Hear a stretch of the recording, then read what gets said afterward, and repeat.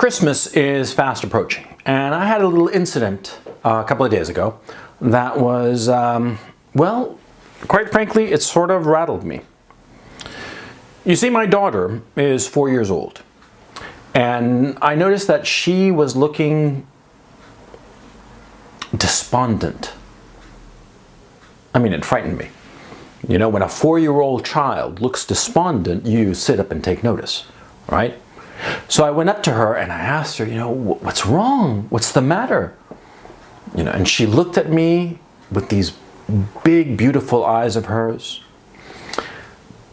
And she said that she had been over playing at her little friend's house, and the little friend's older brother, a 10-year-old boy, had intimated that Santa Claus didn't exist. I mean, oh boy, right? My daughter, you know, understood the notion of Santa Claus when she was about a little under 3 years of age. And last year, she was all looking forward to Santa Claus. And she was very worried last year of being on Santa's nice list, not the naughty list, right? And so she would always do things to be on the nice list. And she'd ask us, you know, I'm doing this, so I'm going to be on the nice list, right? Santa Claus was a big deal to her, right? And here was this 10-year-old little punk telling her that Santa Claus didn't exist. And she was looking at me for answers, right? So I knelt down to be at eye level with her, and I leaned forward and looked her in the eye with a furrowed brow. And I held her gaze, and I said to her, "Of course he exists. I talk to him all the time. Yeah, I do. I talked to him a couple of days ago. I have his number on speed dial." Wait, let's see if... Oh, wait. It's kind of late in the North Pole. You know, Santa is probably sleeping. Santa and Mrs. Claus and the little elves, they're all probably sleeping right now, so I'm not going to call him now. But, you know, I'll call him tomorrow, and if I don't catch him, look, Christmas Eve, when Santa comes over, we'll stay up and we'll talk to him, right? Yeah, of course he exists. Santa Claus. Yes, of course, dear, he exists. Absolutely. I'm telling you that he exists. Okay? The weight, I could see the weight coming off her shoulders, you know?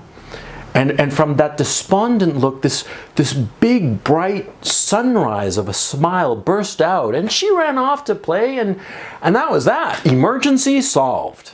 Some of you, I'm sure, are saying, well, you should have told her the truth, you know, that Santa Claus doesn't exist. And to you, I answer, you know, what kind of a complete asshole would I be to strip away the illusions of a 4-year-old girl? Her belief in Santa Claus, on the one hand, is perfectly harmless, and you know, she's not doing anything because of her belief in Santa Claus.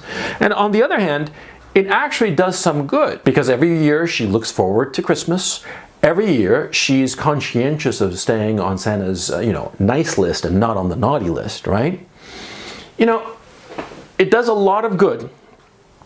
And it doesn't cost anything. It doesn't have any really negative effect. When she was little, when she was 2.5, 3, and she had the concept of Santa Claus, and she became very self-conscious about staying on the nice list, she would do all kinds of things to be on the nice list, you know, and thinking to herself and saying that she wanted to be on the nice list, right?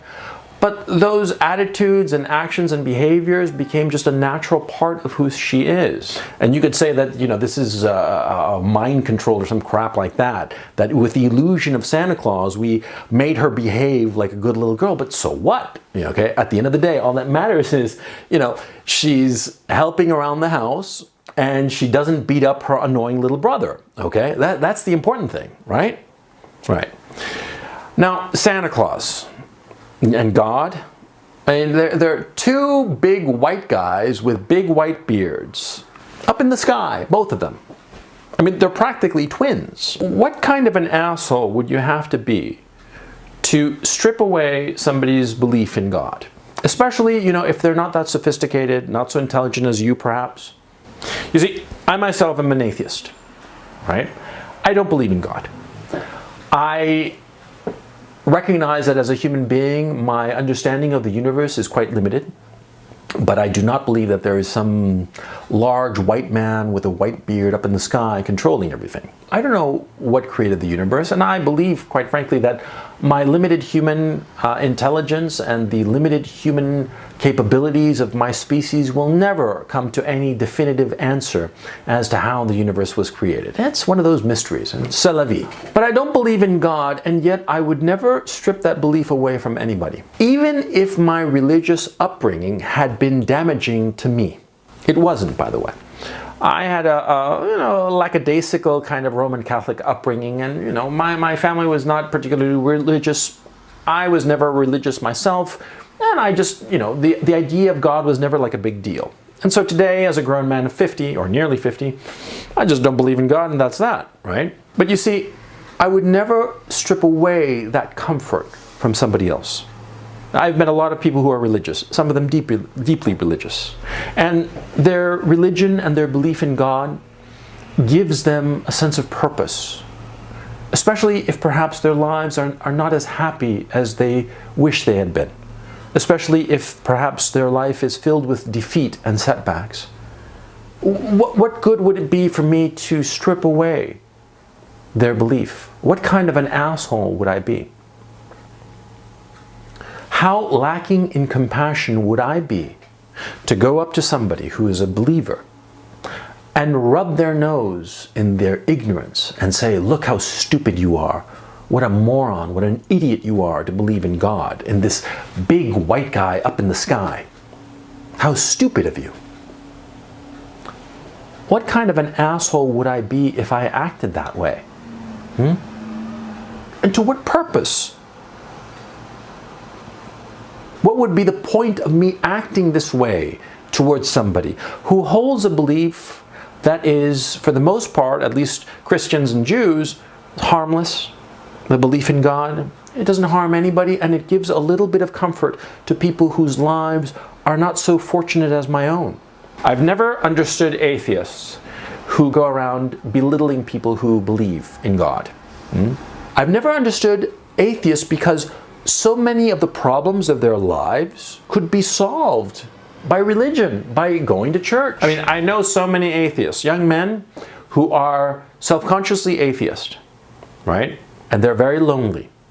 And they live alone, and they have no friends, and they are online all the time because that's the only social release that they can find. If they went to church, well, they'd meet very nice people, church-going folk. And, at church mixers, they'd meet some nice girl. Maybe not a supermodel and maybe not very sophisticated, but a decent person. A person who'd have her priorities on straight, who'd be thinking of having a family and having children and building a loving and comforting and cozy home. And what's wrong with that? Well, there's nothing wrong with that. As I said, I myself am not religious. I don't believe in God.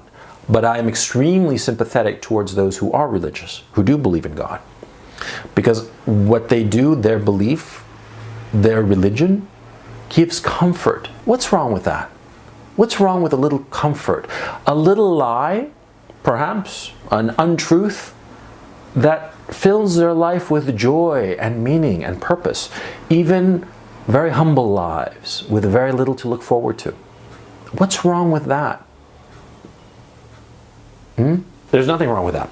There's nothing wrong with allowing people to have their illusions about God or about whatever else if it gives their lives a little bit of comfort. And there's nothing wrong with joining in that illusion, even if you don't really believe it. Because I certainly don't believe in Santa Claus, but when I'm talking to my daughter, I most certainly believe. Okay? I certainly believe because it gives her joy.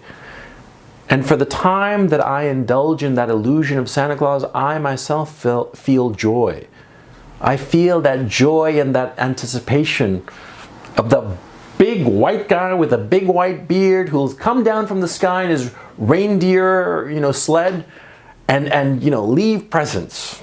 Of course he doesn't exist, but so what? The happiness and joy and comfort are enough.